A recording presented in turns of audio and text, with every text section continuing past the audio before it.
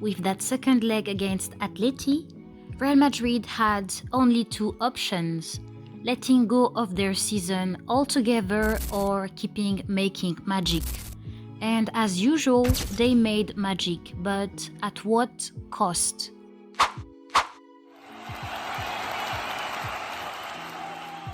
Hello everyone, welcome back to Free Kick. I hope you are doing well. To all the football lovers, you are definitely at the right place.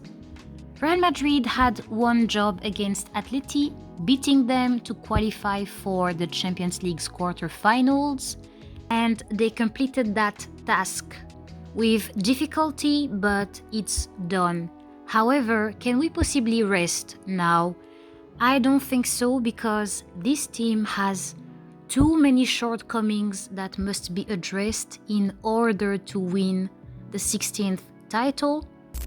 The first clear issue is the not so convincing performances dropped by the team consistently since the beginning of the season. It is unfortunate, but the team is shaky, and sometimes you cannot bring yourself to trust that everything will always be fine and that we will always go through no matter what. Just like we did against Atleti, you can run away from your problems as much as you want and refuse to face them, but they will eventually catch up with you, even if you are Real Madrid. The team plays in a very underwhelming manner and barely managed to get the job done for now, and Ancelotti is letting that slide. It looks like he does not care about fixing the existing issues we face. His plan is just to count on individual brilliance coming from one player or another to make us complete every level.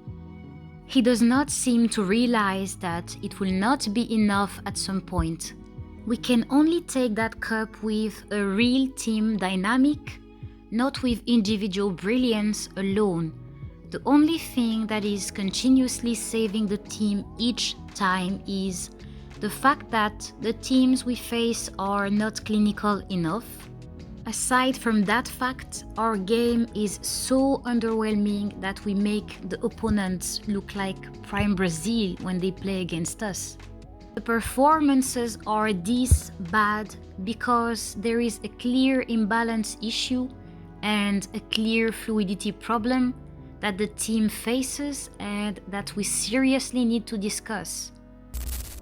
This season, the team has had no equilibrium, and in the beginning it was attributed to an adaptation problem that will be fixed with time as the attacking players learn to play together.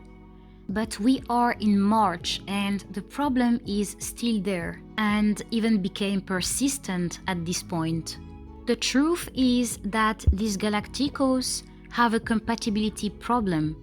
We have seen that Rodrigo and Bellingham are clearly the ones who know how to adapt best to their teammates. Rodrigo knows how to combine very well with Bellingham, Vinicius and even Mbappe, and it is the same thing for Bellingham, who knows how to play very well with others. However, the same cannot be said for Vinicius and Mbappe. The Frenchman and the Brazilian have profiles that are way too similar to work together in harmony, and the more this season advances, the more this situation is being exposed. Their chemistry is just non-existent. Mbappe does very well on his own and Vinicius too, but they have little to no understanding for each other when they play as a pair, and this completely spoils the dynamics of the Galacticos game. It creates serious imbalance issues, and consequently, we end up struggling and suffering as soon as we face teams that have a minimum of discipline. At this point, the solution would be to play only one of them, but that is not happening under Ancelotti. The coach would rather keep both of them on the pitch since he is heavily backing Vini, while Mbappe has President Perez's full support. And that gives both players immunity, even if they fail to play correctly and spoil the attack's dynamic. In such conditions, the team cannot do well. The imbalance issues will continue to persist, and the game will also be less fluid, as this will create a disruption in the Galacticos' combinations and overall game. Another big problem is Ancelotti's tactics. This team has now become an empty shell, a team with a game devoid of style and that does not follow any specific tactical plan.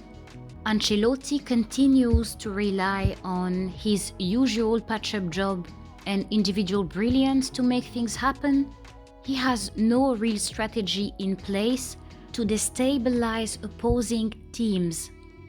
And to make matters worse, he is too conservative in his choices and prefers to start the players he trusts the most, even if they show signs of nervousness, rather than giving young players a chance. Arda Güler and Hendrik are the biggest victims of this system and have unfortunately been trapped on the bench for ages now. The coach also applies favoritism a lot, and that's not fair. He has favorites and is glad to play them, even if they play badly, while the most deserving players are being cast aside. His favorites will never pay for any mistake made or even be subbed off when they are not doing well on the pitch. Players with no favors will pay instead and clean up the mess. On top of that, let these same players with no favors make mistakes, and look how fast they will be punished. Such tendencies from the coach will cost us dearly very soon. The last thing we ever need is having a coach that is not strict enough and that does not dare to use his authority in the right way. As for the president, I hope he is happy now. He has a hand in this entire mess. We had a very good thing going on, but he ruined it right from the moment he decided to prioritize his desires over the needs of the team. When you look at this team, everything seems to be going very well. But this is just a mirage.